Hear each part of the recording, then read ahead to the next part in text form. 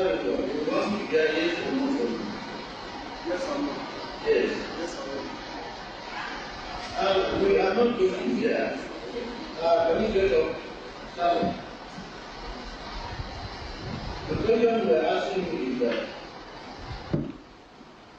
we are giving you whether what time you need to get the password of your own choice. Ken's stance in relation to the tribunal was it was all a farce, it was all a fix, so he wasn't going to give evidence. Ken wanted to put in before the tribunal a long 40-page statement of denial of his guilt. The tribunal said, we're not going to look at that if you're not giving evidence. When they came to give their judgment, they pretended, and there's no other word for it, that Ken Saro Wiwa hadn't challenged any of the prosecution evidence, so they could take it all as being true without even having to think about whether it was or not. And that just seemed to me to be totally dishonest and to show their bias against him. A lot of things were becoming pretty clear towards the end, and also in the letters he received, there were a lot of people were very worried about how things were going, but in his usual nature he'd laugh and tell them not to worry, and that, look, even if it went on, that they should know that they have to carry on. And he gave a lot of courage. It was amazing to see, and he knew that he could go either way, but yet his spirit was high, very high. I remember about a few days before the judgment, he came to me about 4 a.m. and said that he had one dream, and that we were in the judgment hall. They had finished the judgment, and he was still sitting down there alone. People had gone. Then he was asking people to show him the way to his village. It was like he was treading a lonely path to that place, and he couldn't understand the language. He thought that, well, these people are out to do their worst. And so he had this sort of feeling. We now resolve we must damn them. Even if they want to kill us, we should just damn the whole thing about whatever. None of us must show any sign of weakness. Let them go to hell. We're in real trouble. I've started to prepare Mama and Papa for the worst so they do not get dismayed when I'm convicted. However, that will not be the end of the story, as you well know. Before sentence was passed, in his last public statement, Ken Saro Wiwa made a final appeal for the people of the Niger Delta. There is no possibility whatsoever that I or Mossad would ever have planned any such action. And I will forever disavow it, no matter what any forum decides upon. I appeal to you, my Lord, for only one thing.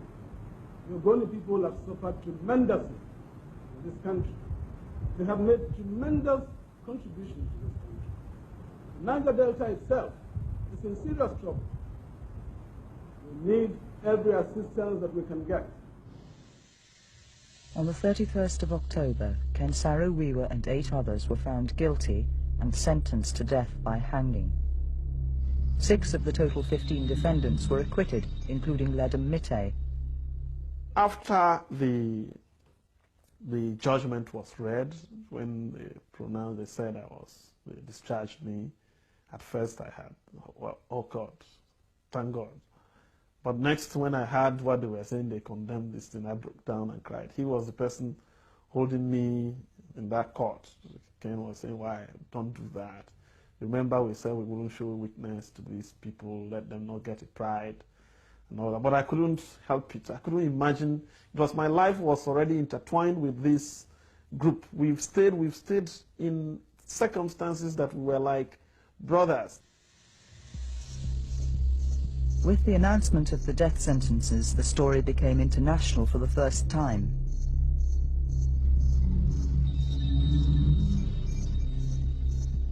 It's the only hope that my father has now. The Commonwealth doesn't say anything, he will be executed.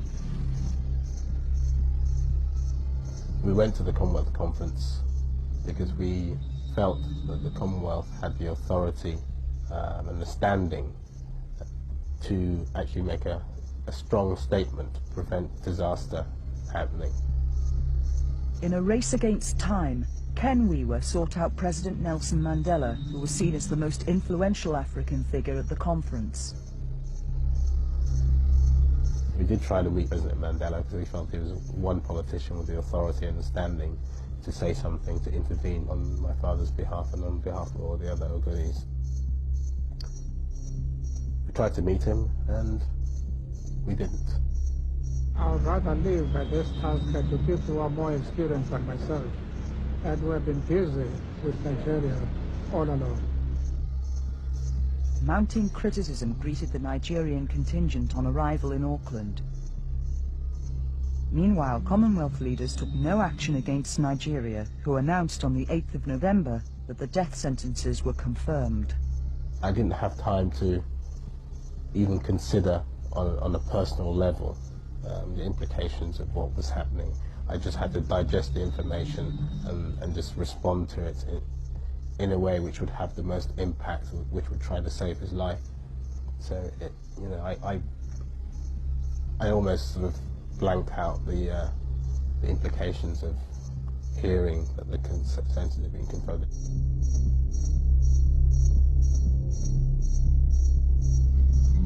For if the Commonwealth is to live up to those ideals, it must be effective. And to be effective, it must have moral authority. But no one had reacted quickly enough.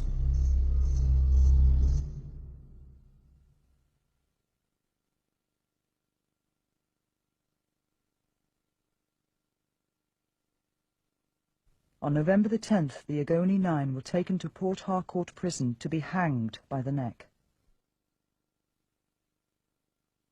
Ken Saro Wiwa's last words were, "I never destroyed my people, but my people are killed.